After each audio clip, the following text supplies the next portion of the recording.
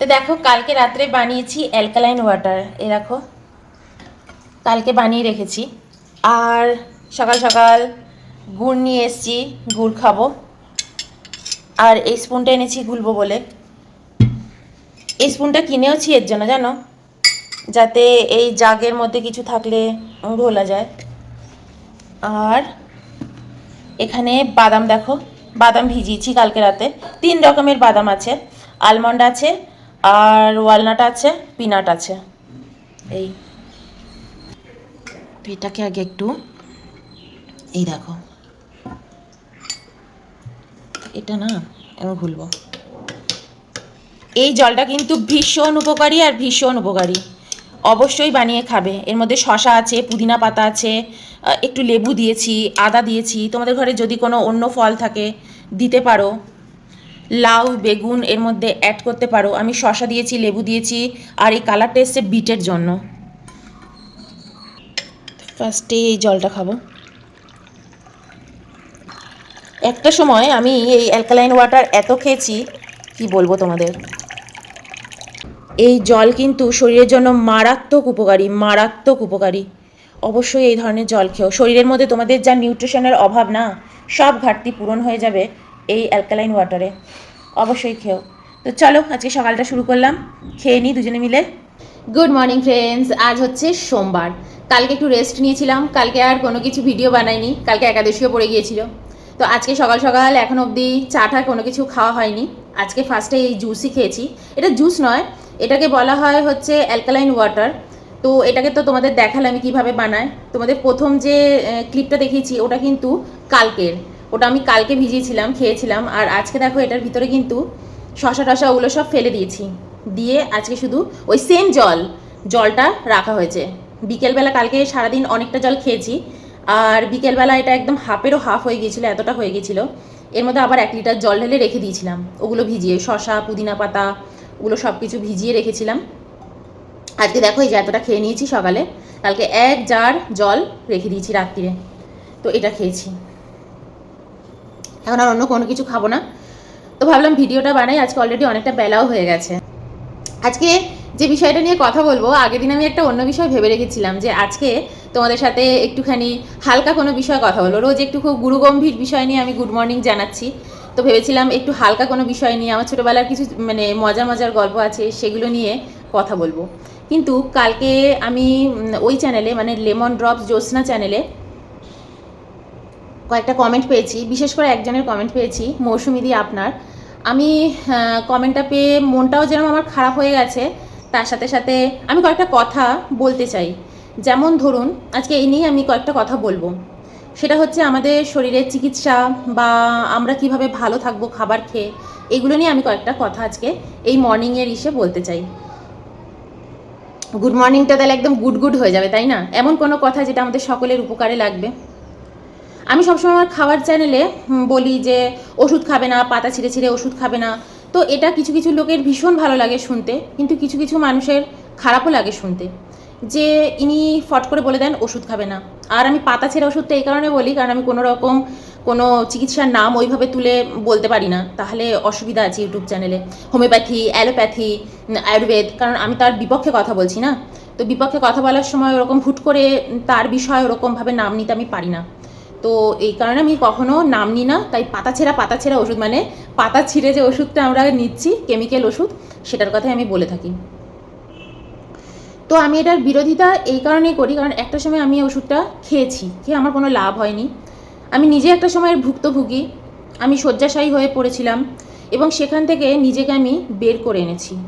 ঠিক আছে, খাওয়ারের চ্যানেল আমি করব এটা আমি কোনোদিনও ভাবিনি, প্রথম দিকে তো ভাবিনি। আমি নিজে খুব মুখবাং শো মানে দেখতে খুব ভালোবাসি, কিন্তু আমি কোনোদিনও মুখবাং করব এটা আমি কিন্তু কখনো ভাবিনি। আর আমার সেই যোগ্যতাও নেই, আমার কিন্তু সেই যোগ্যতাও নেই যে আজকে আমি এত এত খাবার নিয়ে বসবো, আর বসে বসে আমি অত অত খাবার, আমি এরকম পাহাড়ের মতন স্তূপাকৃতি ভাত আমি খাবো, সেই যোগ্যতাও কিন্তু আমার নেই। হ্যাঁ, অর্থ দিয়ে কেনার যোগ্যতা আছে, যে আমি অত অত খাবার কিনবো, নিয়ে বসবো, এটার যোগ্যতা আমার আছে। আর মানুষকে ঠকাবো, এডিট করে করে দেখাবো যে এই দেখুন আমি মুখে ঢোকালাম, তারপর একটা এডিট হয়ে গেল, তারপরে আবার আমি খাচ্ছি, বাইট নিচ্ছি, এগুলো আমি, এই ছলচাতুরিগুলো আমি করতেই পারতাম, এবং এতে কিন্তু আমার চ্যানেল খুব তাড়াতাড়ি দাঁড়িয়ে যেত। সত্যি না মিথ্যে বলছি, বলো আমাকে। আমার চ্যানেল খুব তাড়াতাড়ি দাঁড়িয়ে যেত। ইভেন আমি অনেককে এরকমও দেখি যে তারা রোজ রেগুলার তারা খাওয়ার শোতে বলে বাইরে থেকে খাবার এনে আমি এখানে বসে খাচ্ছি। আমার বাইরের যে দোকানটা আছে ভীষণ ভালো খাবারের দোকান, ওখান থেকে আমি এনে এনে খাচ্ছি, এবং তাদের সেখানে ভিউ অনেক বেশি, চ্যানেলে ভিউ বেশি, আমার থেকে তো বেশি। কিন্তু আমার চ্যানেলে কিন্তু ভিউ বাড়াবো এবং এত তাড়াতাড়ি মানুষকে ভুল পথ দেখিয়ে, এটা আমার কিন্তু প্রথম থেকেই লক্ষ্য ছিল না।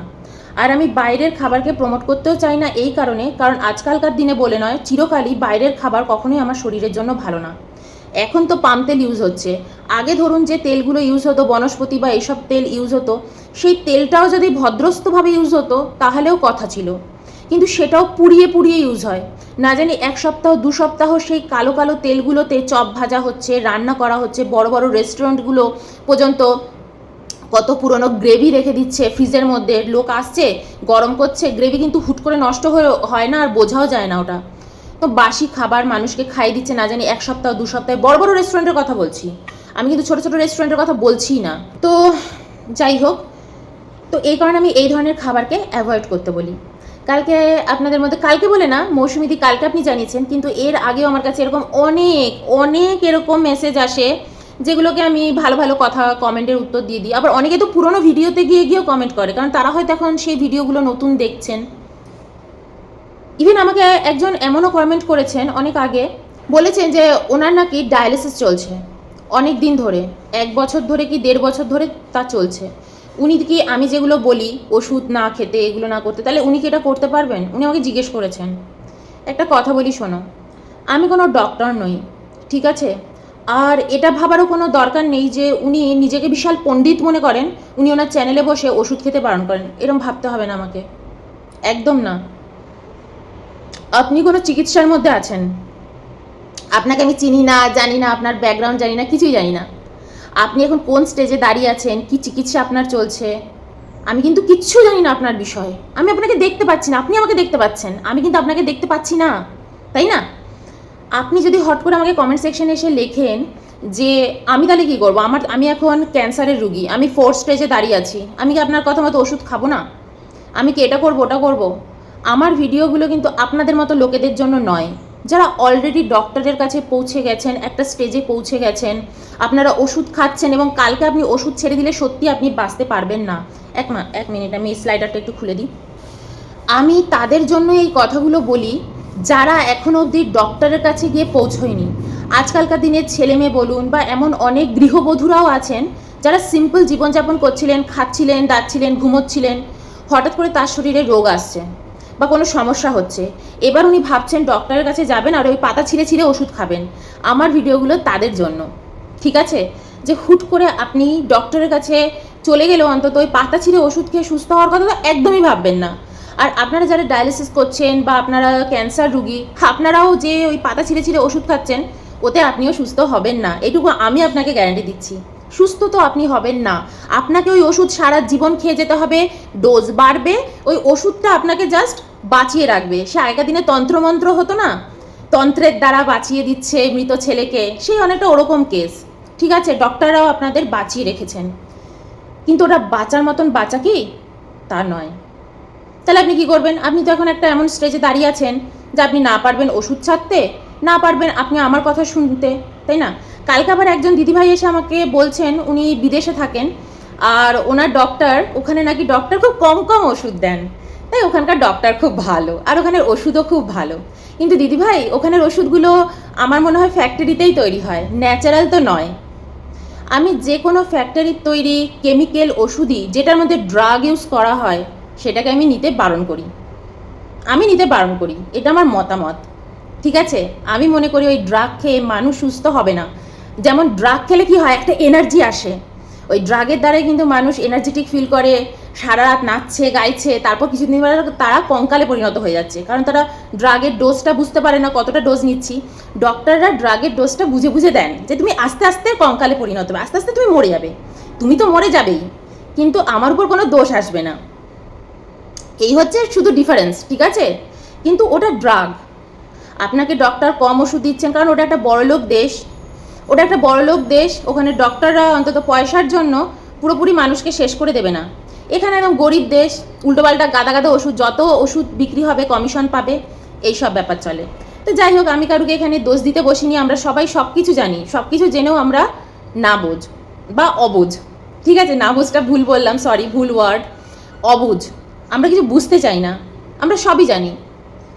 আমি যেটা বলতে চাই সেটা হচ্ছে, আমি নিজে জীবনে কিছু ঠেকে শিখেছি। জাস্ট ভাবুন, আমি একটা সময় বিছানায় শয্যাশায়ী ছিলাম, বিছানায়, এবং সেই বিছানায় শুয়ে শুয়ে যখন ডক্টর আমাকে ওষুধ খেতে বলছেন আর বলছেন আমাকে শয্যাশায়ী হয়েই থাকতে, রেস্ট নিতে, বেড রেস্ট, আমার ঘরে চুলা জ্বলছে না, অয়ন কি রান্না করবে বুঝে পাচ্ছে না, ঠিক সেই সময় শুয়ে শুয়ে আমি যখন সার্চ করছি ইউটিউব বা অন্য কোনো জিনিস সার্চ করছি, আর সেই জায়গায় দাঁড়িয়ে ওষুধকে ছেড়ে দিয়ে একটা সঠিক লাইফস্টাইলে আসার ডিসিশান কতটা আমার জন্য শক্ত ছিল, একটু নিজেকে আমার জায়গায় বসিয়ে প্লিজ ভাবুন। যে আমি শুয়ে আছি, ডক্টর আমাকে ওষুধ দিয়েছে, কিন্তু আমি ঠিক করছি ওষুধটা আমি আর খাবো না, কিন্তু আমি জানি আমি বিছানা ছেড়ে উঠবো কী করে আমি জানি না, আমি হয়তো জীবনে আর সুস্থ হবো কী করে জানি না, কিন্তু আমি ওষুধটা আর খাবো না। এই ডিসিশানটা নেওয়া কতটা কঠিন কি কতটা সহজ, আপনারা একটু আমাকে লিখে জানাবেন প্লিজ, এটা আমার আপনাদের কাছে রিকোয়েস্ট। কিন্তু আমি সেই সময় ডিসিশানটা নিয়েছিলাম, আমি মেডিসিন খাবো না, হ্যাঁ কালকেই ছাড়বো না, কালকেই ছেড়ে দেবো না, কিন্তু আমি আস্তে আস্তে এই মেডিসিন থেকে বেরিয়ে আসবো, কারণ এটা আমি একটা ড্রাগ, আমি এটা নেব না। আমার হেয়ার, চুল দেখেছেন আমার এই হেয়ার, আমার ভাবতে পারবেন আমার 2 বছর আগের আমি যে ভিডিওগুলো আমার জ্যোৎস্না চ্যানেলে যে ভিডিওগুলো, ওখানে আমি আগে ব্লগ পোস্ট করতাম, একটু দেখবেন পিছনে গিয়ে আমার ব্লগগুলো, আমার মাথায় কত চুল ছিল, সেই চুলগুলো আমার নষ্ট হয়ে গেছে আমার আয়রন ডেফিসিয়েন্সিতে। আমাকে যখন ডক্টর ওষুধ দিয়েছিলেন না, আমার ওই ওষুধ খেয়ে আগে যা চুল ছিল তার চেয়েও ডবল চুল বেড়ে গেছে, এত চুলের গ্রোথ এসে গেছে, কিন্তু তারপরেও আমি কিন্তু লোভ করিনি, ওই ওষুধ আমি ছেড়ে দিয়েছি। আর দেখুন এখন আমার যা চুল আছে এটা আমার ন্যাচারাল চুল, আমি কিন্তু কোনোদিনও পার্লারে গিয়ে চুলকে স্ট্রেটনিং, চুলের উপর কোনো কিছু করা, কিচ্ছু কখনো করিনি, কোনো দিন করিনি। আমার হাতে প্রচুর পয়সা করি সব কিছু ছিল, আমি করিনি। মানুষে তো ধার দেনা করেও চুল স্ট্রেটনিং করে, তাই না? আমি করিনি, আজ অব্দিও করি না। আমার কিন্তু বাচ্চার স্কুলের ফিও ভরতে হয় না, আমার ভবিষ্যতে কেউ নেই যে তার দেখভাল করার জন্য আমার পয়সা বাঁচিয়ে আমার চুলের আমি সাজগোজ এইসব করি না, কারণ আমি সমস্ত কেমিক্যাল বা আর্টিফিশিয়াল জিনিস থেকে এমনিও দূরে থাকতে পছন্দ করছি। আগে কিন্তু আমিও সাজতাম, গুছতাম, সব কিছু করতাম, আস্তে আস্তে আমি এগুলো থেকে দূরে সরে গেছি, ন্যাচারাল জায়গায় একদম ফিরে এসেছি। কেন জানেন? কারণ আমি এটার ভুক্তভোগী। যখন আমি বিছানায় শুয়ে রয়েছি, যখন আমি দিনের পর দিন ইউটিউব সার্চ করছি, গুগল সার্চ করছি, সঠিক লোক খুঁজছি যে আমাকে কে বাঁচাবে, আমি কিভাবে বাঁচবো, অনেক কিছু খুঁজে আমি কিন্তু সঠিক কিছু চ্যানেলের হাত ধরেছি বা চ্যানেল পেয়েছি যাদেরকে আমি ফলো করেছি বা আমার মনে হয়েছে এদেরকে আমি বিশ্বাস করতে পারি। তো সেই চ্যানেলগুলো ফলো করে আমি নিজের উপর কিছু জিনিস অ্যাপ্লাই করেছি, করে আমি দেখেছি আমার উপর মারাত্মক পরিবর্তন এসছে। যেমন আমি আস্তে আস্তে রোজ অ্যালোভেরা, বিট এগুলোর জুস খেতাম, ঠিক আছে? তখন কিন্তু ওষুধ ছাড়িনি, আয়রনের ওষুধ তখন আমি ছাড়িনি। আর ভিটামিন ডি তো আমাকে সপ্তাহে একটা করে খেতে বলতো, আর আমি 1 সপ্তাহের মধ্যে আমার শরীরের যা পরিবর্তন করে দিয়েছিলাম, পরের সপ্তাহ থেকে আমি আর ভিটামিন ডি লাগাইনি খেতে। ভিটামিন ডি ট্যাবলেটগুলোর অনেক দামও আছে। তো যাই হোক, আমি আস্তে আস্তে আস্তে আস্তে ওষুধ থেকে বেরিয়ে এসেছি। আমি সারাদিনে জানেন 3 বার 4 বার চা খেতাম, চা তখন আমি পুরোপুরি ছেড়ে দিলাম, তাই না? আবার দুপুরবেলা আমি ভাত খেতাম, রাত্রেও আমি ধরুন অল্প একটু ভাত বা কখনো একটা রুটি বা কখনো একটু ডালিয়ার খিচুড়ি বা ধরুন কখনো ওটসের কিছু ভালো ভালো জিনিসই কিন্তু খেতাম, কিন্তু আস্তে আস্তে সেগুলো ছেড়ে দিলাম। ছেড়ে দিয়ে আমি দুপুরবেলা নিজের ট্রিটমেন্ট করার জন্য একদম ওই কিসের যেন করতাম, ওগুলো হচ্ছে কিনোয়া, ডালিয়া, তারপর হচ্ছে বার্লি, মানে মিলেট খাওয়া স্টার্ট করলাম। করতে করতে করতে আমি 1 সপ্তাহের মধ্যে নিজের যা রেজাল্ট পেয়েছিলাম, বিশ্বাস করুন তার 1 মাস আগে থেকে আমার ট্রিটমেন্ট চলছে। আমি দিনের পর দিন শরীর আমার ওই ওষুধ খেলেই এনার্জেটিক, আর আস্তে আস্তে শরীর আমার ঝিমিয়ে পড়ছে, আমার বেড রেস্ট সেই যেই আমি এগুলো খাওয়া স্টার্ট করলাম, আস্তে আস্তে আস্তে আস্তে আমার মধ্যে এনার্জি আসতে শুরু করলো, কারণ শরীর নিউট্রিশন পেতে শুরু করেছে। আর আমি ফুল আয়ুর্বেদ ফলো করতে শুরু করে দিলাম ওই তখন থেকে। তার আগে কিন্তু আমিও বড় বড় নার্সিংহোম ডক্টর এদেরকে খুব ইয়ে করতাম। ইভেন আমি খুব নিজেকে কি বলবো মানে গ্ল্যাড মনে করি যে আমার চারধারে সব বড় বড় সব নার্সিংহোম। আমি যখন মাকেও ফোন করি যে মা তুমি চিন্তা করো কি, তোমার ছোট মেয়ে বসেই আছি সব টপ টপ হসপিটালের সামনে, তোমার যদি শরীর আজকে কোনো কিছু হয় তুমি কিসের চিন্তা, আমার বাড়িতে আসবে, আমি তোমাকে অ্যাম্বুলেন্সও ডাকবো না, অটো ডাকবো না, হেঁটে হেঁটে নিয়ে যাবো, হেঁটে হেঁটে নিয়ে যাবো, হাঁটা পথের দূরত্ব। তোমার কোন হসপিটালে যেতে পছন্দ হয়? বৈদেই পছন্দ হয়, মণিপাল পছন্দ হয়, তারপর ওটা যেন কি ছিল যেটাতে আমি প্রথমে যেতাম, ওই প্রথমে কলম্বিয়া এশিয়া পছন্দ হয়। আমি কলম্বিয়াতেই ফার্স্টে আমার চিকিৎসা শুরু করি নিজের, ওরা একদম ঘরের সামনে ছিল। কোনটা তোমার যেতে পছন্দ হয়? সব আমার ঘরের সামনে, হাঁটা পথ, তোমার কিচ্ছু করতে হবে না। মানুষে তো এখানে মানে হোটেলে থেকেই নিঃস্ব হয়ে যায় চিকিৎসা করতে এসে ব্যাঙ্গালোরে, তোমার কিসের চিন্তা? আমি আমার মাকে বলেছিলাম, আমি খুব খুশি ছিলাম। তো আজ আমি তাদের আর মুখও দেখতে চাই না, তাই না? ঈশ্বর করুক আমাকে যেন আর কখনো না যেতে হয় কোনো হসপিটাল, কোনো নার্সিংহোম বা কিছুতে। এই কারণে আমি সবসময় জানো তো এটাই বলি যে সুস্থ থাকো। তুমি যদি একবার অসুস্থ হয়ে পড়ো, আর তুমি যদি একবার এই ডায়ালিসিস বলো, তারপর ক্যান্সার হয়ে যায়, কেমোথেরাপি নিচ্ছ, এরপর তুমি আর কি করবে নিজের জন্য? কি করতে পারো তুমি? কিন্তু আগে থেকেই তুমি সুস্থ থাকো, খেয়ে পড়ে ভালো থাকো। এই কারণেই আমি আমার চ্যানেলে এই কথাগুলো বলি। যারা এখনও অবধি নিজেদের অন্তত এই ডায়ালিসিস বলুন, কেমোথেরাপি বলুন, এইসবের মধ্যে ঘুষায়নি, তাদের জন্যই আমি কথাগুলো বলি, সকলকেই বলি।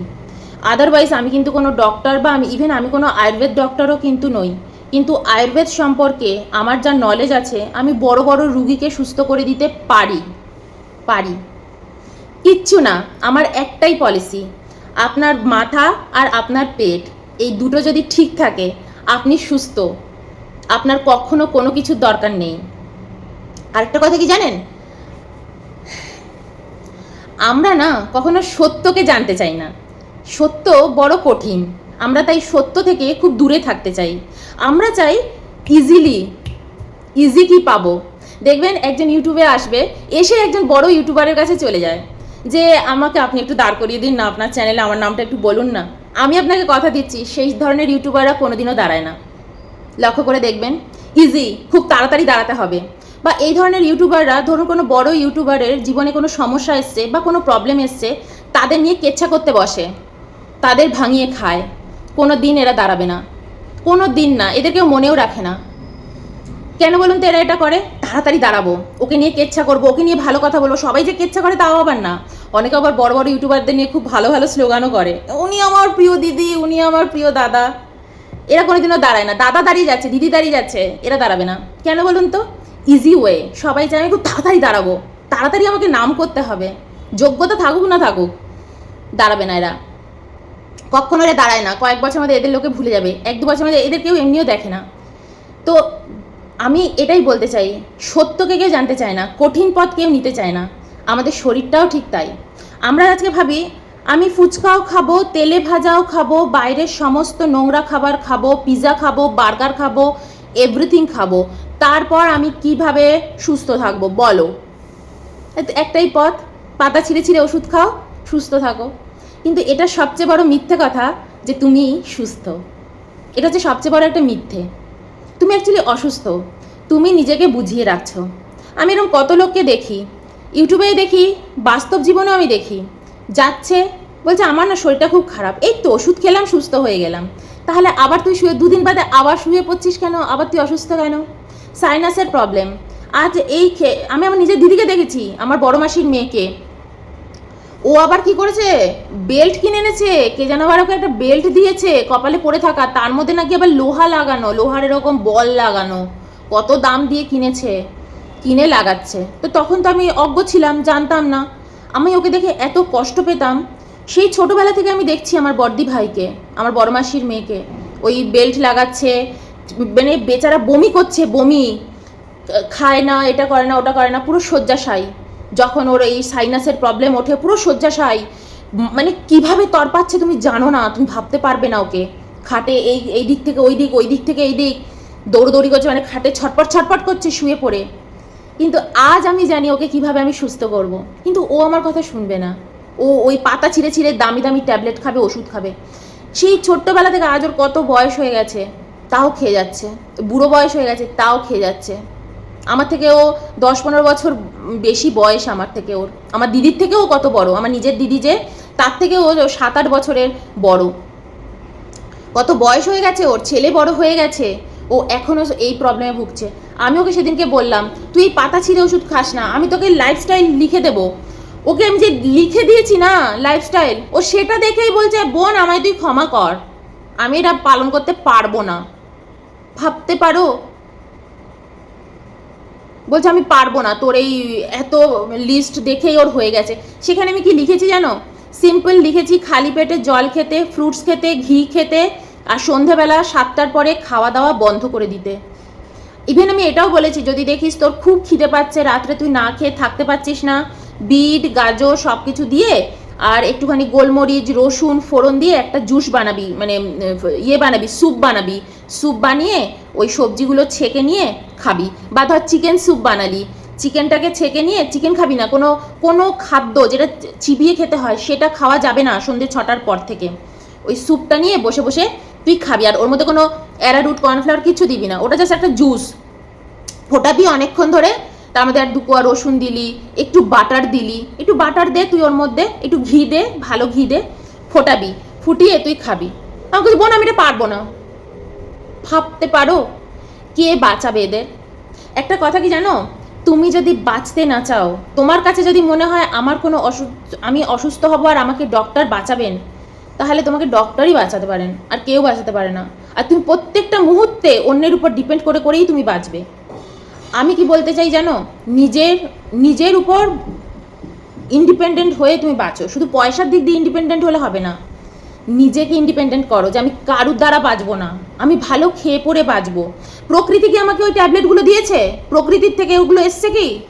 আসেনি তো। আমরা তো প্রকৃতির সন্তান, আমি তো কোনো ল্যাবে তৈরি হইনি, আমি আমার মায়ের পেট থেকে বেরিয়েছি। তো আমাকে ওই ল্যাবের ওই কেমিক্যালগুলো কি করে আমার শরীরের জন্য উপযুক্ত হতে পারে বলতে পারো? আমাকে বাঁচাতে পারে আমার খাদ্য। আমার শ্বশুর বাড়িতে, এই যে অয়ন এখানে পাশে বসে আছে, আমার শ্বশুর বাড়িতে অর্ধেক সবাই মারা গেছেন ক্যান্সারে। অয়নের দিদি, জেঠির মেয়ে ক্যান্সারে মারা গেছেন। ওর কি ক্যান্সার হয়েছিল দিদির? লিভারে ক্যান্সার। অয়নের বাবা মুখে ক্যান্সার। অয়নের জেঠু যে সারা জীবন সুন্দর জীবনে নিয়মকানুন পালন করেছেন, ঠিক আছে, উনি বিয়ে বাড়িতে গেলে, বলেছিলাম না, বিয়ে বাড়িতে গেলে উনি কখনো ডাল ভাত ছাড়া তরকারি চিকেন এগুলো কখনো খেতেন না, ওখানকার মশলা তেল কোনোদিন উনি বাইরের খাবার খেতেন না। ওনার পর্যন্ত ক্যান্সার রোগে উনি মারা গেছেন, কিন্তু ক্যান্সার ওনাকে ঘায়েল করতে পারেনি, কারণ ওনাকে ডক্টর যা বলে দিয়েছিল, উনি একদম প্রথম স্টেজেই ধরা পড়েছিল, একদম প্রথমে ধরা পড়েছিল। আর সেই আগেকার দিনে ডক্টরের হাতে উনি পড়েছিল, বুড়ো ডক্টর অনেক বছর আগে। উনি ওর জেঠুকে যে লাইফস্টাইল লিড করতে বলেছে, ফলো করতে বলেছিল, তা উনি ফলো করেছিল কিছুটা, তার জন্য উনি লাস্ট অবধি টিকে গেছেন। ওর জেঠুই একমাত্র লড়াই করেছে। ওর জেঠুরও কোলন ক্যান্সার হয়েছিল, কিন্তু কোলন ক্যান্সারে মারা যাননি, এটা বলাটা ঠিক না, কারণ জেঠু ওই অনেক বছর বেঁচে ছিলেন। আমার দিদিভাইয়ের শ্বশুর মশাই, আমার জামাইবাবুর বাবা, উনিও মারা গেছেন কোলন ক্যান্সারে। আমাদের বাড়িতে অর্ধেক লোক, আমার শ্বশুর বাড়ির দিক দিয়ে অর্ধেক লোক তারা ক্যান্সারে মারা গেছেন।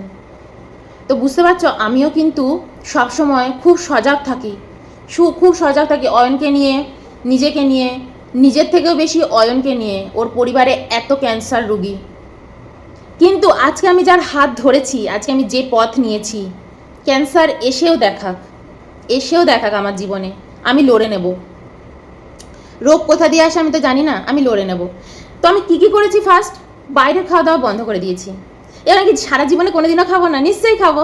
আমি আর অয়ন্ত যখন আগেরবারও কলকাতা গেলাম, আমরা দিব্যি খেয়েছি। ভগবতীতে আমরা কচুরি খেয়েছি, সোদপুর ভগবতীতে, ঠিক আছে, একদম স্বদেশীর ওখানটাতে কচুরি খেয়েছি দুজনে মিলে। তারপর মদনে মিষ্টি খাচ্ছি, সিঙ্গারা খেয়েছি। কলকাতা গেলে তো তোমরা আমাকে দেখতেই পাবে না, বাড়ির খাবার খাচ্ছি, বাড়ির খাবার দাবার একদম বন্ধ। তারপর আমাদের এখানে তো অ্যামিনিয়া, তারপরে হচ্ছে কি যেন আর্সেলান, এগুলো নেই, তো ওখানে আবার বিরিয়ানিও খেয়েছি, দাদা বৌদির বিরিয়ানি খেয়েছি, ভিডিও আছে আমার জ্যোৎস্না চ্যানেলে। আমরা দুজনে মিলে দাদা বৌদিতে গেছি, ভিডিও করেছি, আবার বিরিয়ানিও খেয়েছি, একদম রেওয়াজি খাসির অবশ্যই খাচ্ছি। কিন্তু আমি তোমাদের সবসময় বলি যে এগুলো তোমরা রেগুলার খেও না। কিন্তু আমি কিন্তু কলকাতায় গিয়ে ফুচকা খাইনি, কারণ ও আমাকে আরও তাড়াতাড়ি মেরে ফেলবে ওই ফুচকা। আপনারা আগের দিন বলছিলেন যে মমি আমার কোলেস্ট্রল আছে, আমি কি ঘি খেতে পারবো? অফকোর্স পারবেন আপনি ঘি খেতে, অফকোর্স পারবেন। কিন্তু আমি আপনাকে বলবো আপনার কোলেস্ট্রল থাকুক কুচবি থাকুক, আপনি রাস্তায় দাঁড়িয়ে প্লিজ ফুচকাটা খাবেন না, এটুকু আপনি খাবেন না। পারবেন? আপনি পারবেন তো ওটা খাবেন না, ঘি খাবেন। ঘিয়ে ভাজা পরোটা নয়, ঘিয়ের একদম ভেজে ভেজে ধুয়ো উঠছে পরোটা নয়, ওগুলো আমি খেতে বলিনি। আমি ঘি খেতে বলেছি, কাঁচা ঘি। প্রথম পাতে আলু সেদ্ধ ঘি দিয়ে মেখে ভাত খাবেন, শরীরের জন্য খুব উপকার পাবেন, খুব নিউট্রিশন পাবেন। পাশে একটা ডিম সেদ্ধ, একটা মাছ ভাজা অবশ্যই খাবেন, ডাল সেদ্ধ। আমি আমার খাবারের চ্যানেলে যা যা খাবার খাই সেটা শুধু আপনাদেরকে দেখাই তা না, আমি এটা পালন করি, খাই, এবং আমি চাই আপনি যখন আমার খাবারগুলো দেখবেন ওই সিম্পল খাবারগুলো যেন আপনারও খুব খেতে ইচ্ছে করে, এবং ওই খাবারের মধ্যে দিয়ে আপনি যে পুষ্টি পাবেন অন্য কিছু পাবেন না। তো আমার এই চ্যানেলটা কিন্তু এই কারণে আমি বানাইনি যে আমার পাশে, বাড়ির পাশে একটা রেস্টুরেন্ট খুলেছে, কি ভালো রেস্টুরেন্টটা গো, আর একটু খাবার নিয়ে আসো না গো, চিকেনের ইয়েটা কি ভালো কি ভালো, ওদের প্রমোশন করার জন্য আমি আমার চ্যানেলটা খুলিনি। আমার চ্যানেল খুলেছি আমি খাবো, খেয়ে ভালো থাকবো, এবং কোন খাবার আপনি খেলেও আপনি ভালো থাকবেন সেটা দেখানোর জন্য। আর বছরে অন্তত 2-3 বার আমিও বাইরের খাবার খেয়ে আপনাকে দেখাবো যে হ্যাঁ, বাইরের খাবারও 2-3 বার খাওয়া যায়। কিন্তু দুঃখের বিষয় আমার এখন আর বাইরের খাবার খেতে ভালো লাগে না, তাই আমি এখন খাচ্ছি না, অ্যাভয়েড করছি, কারণ আমি কারুকে এখন আর বিশ্বাস করি না, সবাই নোংরা খাবারই খাওয়াবে, তাই আমি এখন আর খাচ্ছি না। আগে যখনই আমার শরীর খারাপ হতো না, মানে পিরিয়ড হতো বা শরীরটা খারাপ, আমি অসুস্থ, অয়ন সব সময় এখানে যে বিরিয়ানির দোকান আছে তোমার ওই কি যেন ওইটার নাম, তো এখানে আমাদের খুব বিখ্যাত হচ্ছে বেহরুজের বিরিয়ানি। তো ওই বিরিয়ানি আর ওই যে কি কিলো বিরিয়ানি মনে আছে, হাঁড়িতে করে আসতো, মাটির হাঁড়িতে করে, আমরা তো মানে এত খেতাম। আমি তো সব সময় আমার শরীর খারাপের মধ্যে না আমার আর রান্নাঘরে যেতে ইচ্ছে করে না গো, তো আমি কিলো বিরিয়ানি, বেহরুজ বিরিয়ানি খুব খেয়েছি। ইভেন আমি এই চ্যানেলেও দেখেছি, আমি যখন প্রথম এপ্রিল মাসে চ্যানেলটা ওপেন করি আবার ভিডিও করব বলে, তখন আমি কিন্তু এগুলো ফিরিয়ানিগুলো খেয়েছি। তারপর দেখছি আমি রেস্ট তো নিচ্ছি, কিন্তু আমার শরীর কোনোভাবেই আমার ঠিক হচ্ছে না, শরীর কিন্তু আমার দুর্বলই হয়ে পড়ছে, জোর পাচ্ছি না। এখন আমার যখন শরীর খারাপ হয় আমি না খুব কষ্ট করে ডাল ভাতটা করে নিই, ডাল ভাত আর একটা ডিম সিদ্ধ করে খেয়ে নিই, তোমাদেরই সামনে বসে খাই, কারণ আমি রোজ চ্যানেলে যা খাই আমি সেটাই দেখাই। তো ডাল সিদ্ধ, ডিম সিদ্ধ আর একটু ভাত করে খাই, খুব কষ্ট হয় আমার, কারণ থালাগুলো ধুইয়ে করি। অয়ন বলে আমি করে দিই, কিন্তু আমি না ওকে আর দিই না, ও করলে না নোংরা করে দেবে রান্নাঘর, তো আমি ওর জন্য আর দিই না, আমি কষ্ট করে করি। কিন্তু বিশ্বাস করো আমি অনেক বেশি এনার্জেটিক ফিল করছি, আমি নাকি তাড়াতাড়ি সুস্থ হয়ে যাচ্ছি। আমি শরীর খারাপের মধ্যে আর বাইরের খাবার খাই না। আর আমি বাটা ওই ঘি যে জলটা বলেছি তোমাদের খেতে, গরম জলে ঘি গুলে খেতে, ওটা আমি নিজে খাই। এই কথাগুলো না আজকে বলা খুব দরকার ছিল, এটা নিয়ে একটা ভিডিও বানানোর খুব দরকার ছিল। অনেকে আমাকে ভাবতেই পারো যে নিজে ফটফট করে বলে দাও ওষুধ খেও না, আমি আজকে অসুস্থ, আমার আজকে ডায়ালিসিস চলছে, আমার আজকে কেমোথেরাপি চলছে, আমি একজন ক্যান্সারের রুগী, আমি কি করবো, ওষুধ খাবো না? আমার আপনাদের জন্য কিছু বলারই নেই, আপনাদের জন্য বলারই নেই কিছু। তবুও আমি একটা কথা আপনাদের বলতে পারি, কিছু কিছু নিয়ম আপনারা আপনাদের জীবনে ফলো করে দেখুন। ওষুধ খান, তার সাথে সাথে ফলো করুন। এক হচ্ছে সন্ধেবেলার পর থেকে খাওয়া দাওয়া বর্জন করুন। পারবেন? সত্য বড় কঠিন, সত্য পথে চলা বড় কঠিন। যারা সত্য পথে চলে না তাদের মৃত্যুই হয় লাস্টে, তাদের ভালো হয় না। কিন্তু সত্য পথে যদি আপনি চলেন, আপনি কলিযুগেও ভালো থাকবেন। তো রাত্রে 7টার পরে, দাঁড়ান প্লেনটা চলে যাক, রাত্রি 7টার পরে খাওয়া দাওয়া বর্জন করুন। যে খাবার চিবিয়ে খেতে হচ্ছে সেই খাবার খাবেন না, যত ভালোই হোক।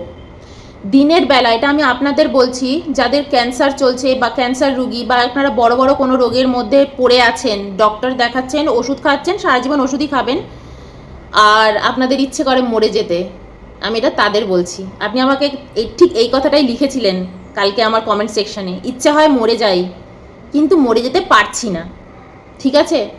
তো আমি আপনাকে বলছি মরে যেতে ইচ্ছে তো করবে, দেখুন না বাঁচার মতন ইচ্ছে করে কিনা, দেখুন একটু কষ্ট করা যায় কিনা।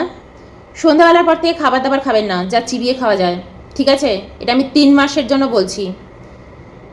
সকালবেলা এমটি স্টমাকে ফ্রুটস খান ফ্রুটস, আমি বলছি আপনাকে ফ্রুটস খাওয়া অভ্যেস করুন, যে ফ্রুটস সিজনারি ফ্রুটস সেগুলো খান। আম জাম কাঁঠাল ডক্টর বারণ করেছে, তাও খান। প্রথম প্রথম কষ্ট হবে, 1 সপ্তাহ খুব কষ্ট হবে, মনে হবে আমি একই করলাম, কিন্তু করে দেখুন ফার্স্টে।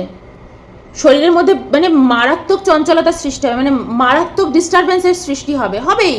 আপনার শরীর পুরো রোগের পোকাগুলো ভিতরে সব ঘুরঘুর ঘুরঘুর করছে, যেগুলো আপনি ওই যে কেমিক্যালের পাতা ছিঁড়ে ছিঁড়ে ওষুধ খাচ্ছেন, ওগুলো আর ওই পোকাগুলোকে বাড়াচ্ছে, আর উপরে উপরে সবাইকে জাস্ট ঘুম পাড়িয়ে রেখেছে।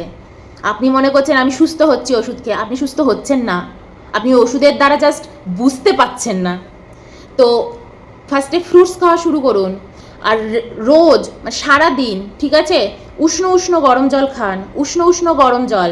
আর যদি মনে করেন আমাদের এখানে মারাত্মক গরম, আমি গরম জল তো খেতেই পাচ্ছি না, তাহলে আমি আপনাকে বলবো গরম জল করে নিয়ে সেটাকে ন্যাচারাল ওয়েতে, ফ্রিজে রেখে নয়, ন্যাচারালি রেখে ঠান্ডা করে খান। প্লাস্টিকের বোতল ঘর থেকে বের করে দিন, প্লাস্টিক বার করে দিন ঘর থেকে। প্লাস্টিকের বোতলে জল খাবেন না, স্টিলের বোতলে জল খেতে হবে, কাচের জার এগুলোতে জল খেতে হবে। জলের মধ্যে রূপো ভিজিয়ে রাখুন, জলের মধ্যে সোনা রূপো ভিজিয়ে রাখুন। আমার গায়ে কোনো সোনা নেই, রূপো নেই, এটা লোহা পরে আছি, 30 টাকা দিয়ে কিনেছিলাম কলকাতায় গিয়ে। কানে দেখুন দুলফুল নাই, পরতে হবে, নইলে কানটা আমার অবশ্য ইয়ে হয়ে যাচ্ছে, কানের ইয়েটা বন্ধ হয়ে যাবে, ফুটোটা। তো যাই হোক, সোনা ভিজিয়ে রাখুন জলের মধ্যে, ঠিক আছে, রূপো আর সোনা আর তামা ভিজিয়ে রাখুন জলের মধ্যে। দাঁড়ান, এই ফোনটা একটু সরাই, দেখাচ্ছি। এটার উপর ফোনটা দিয়ে রেখেছিলাম, এটাতে হেলান দিয়ে রেখেছিলাম ফোনটা, ওই জন্য আর দেখাইনি, আর দেখানোর আমার প্রয়োজনও মনে করি না, কারণ আমি লাইফে কী করছি সেটা আমি বলারই শুধু প্রয়োজন মনে করি, দেখানোর কারোকে প্রয়োজন মনে করি না, তাই দেখাই না। তবুও আপনাদের দেখাচ্ছি। এই যে আমার জার, এখানে 4 বছর ধরে সোনার রূপো ভেজানো থাকে, এই যে দেখানো যাবে না মনে হচ্ছে, দেখতে পাচ্ছেন, এই যে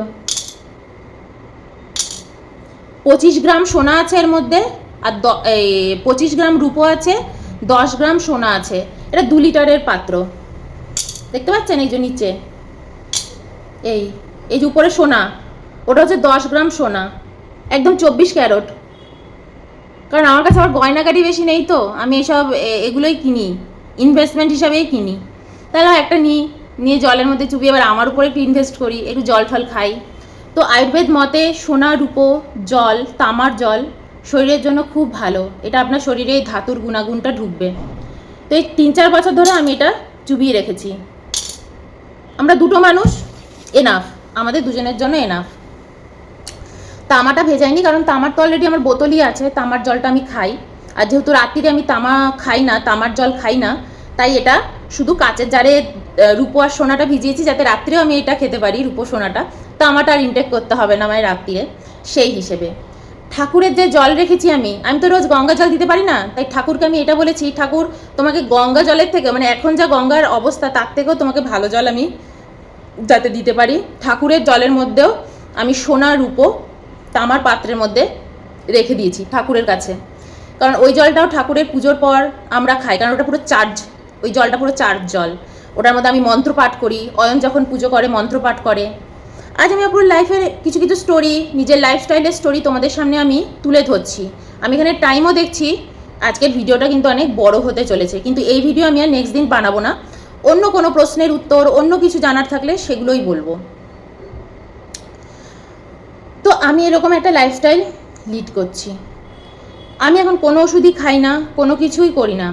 আমার হাতে লাইপোমা রয়েছে, দেখতে পাচ্ছ, এই দেখো আমার ডান হাতে, এই যে আমার ডান হাতে এই জায়গাটা গাটের প্রবলেম রয়েছে, ডান হাতে এটা রয়েছে, এই যে এখানটা, এগুলোকে বলে গাট লাইপোমা। অনেকে দেখবেন কপালে হয়, মাথার উপর ফুলে আছে, এগুলো সব হয়।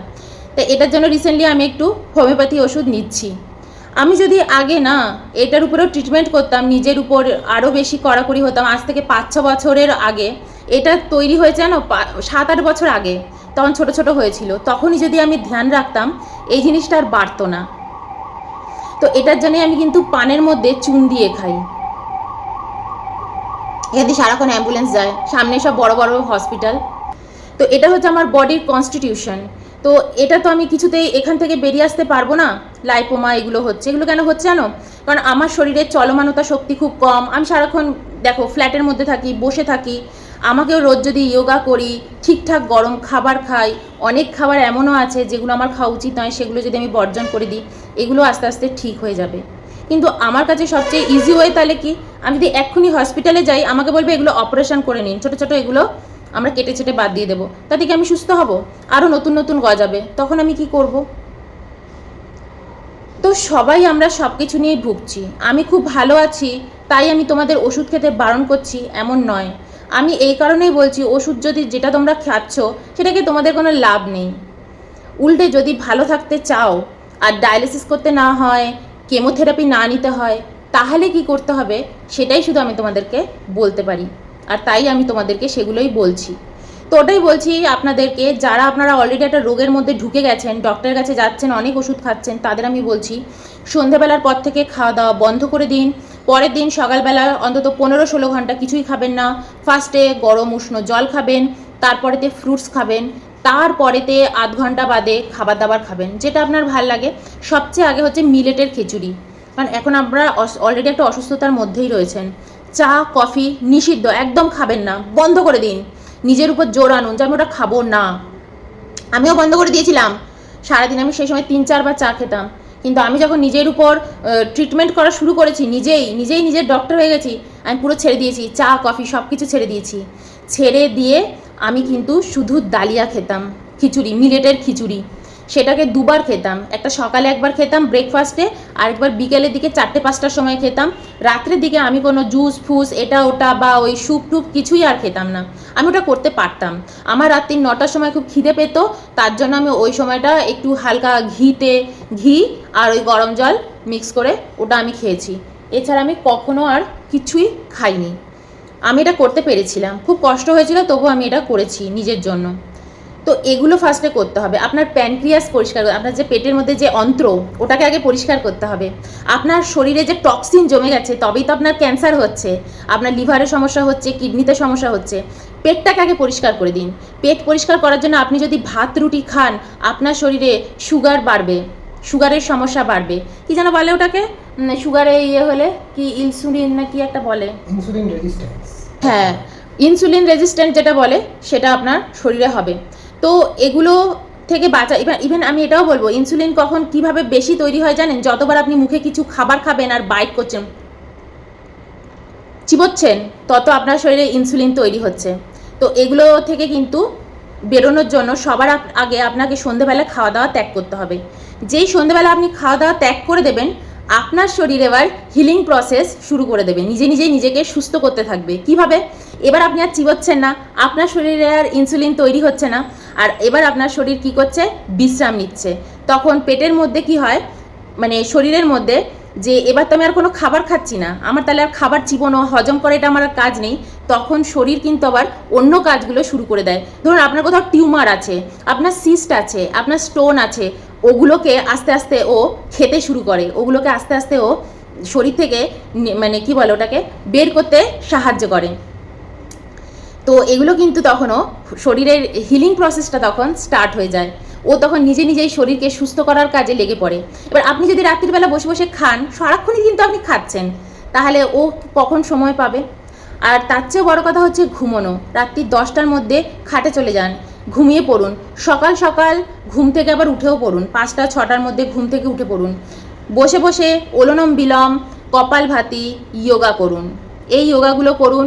তারপর প্রথমেই কিন্তু আপনি সূর্য প্রণাম করতে পারবেন না, এই দুটো আগে শুরু করুন।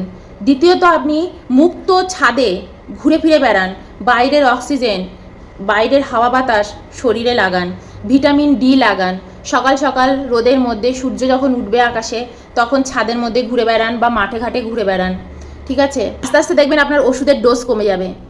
বাইরের খাবার, তেলে ভাজা এইসব খাবার খাওয়া বন্ধ করে দিন। এগুলো 3 মাসের জন্য করে দেখুন।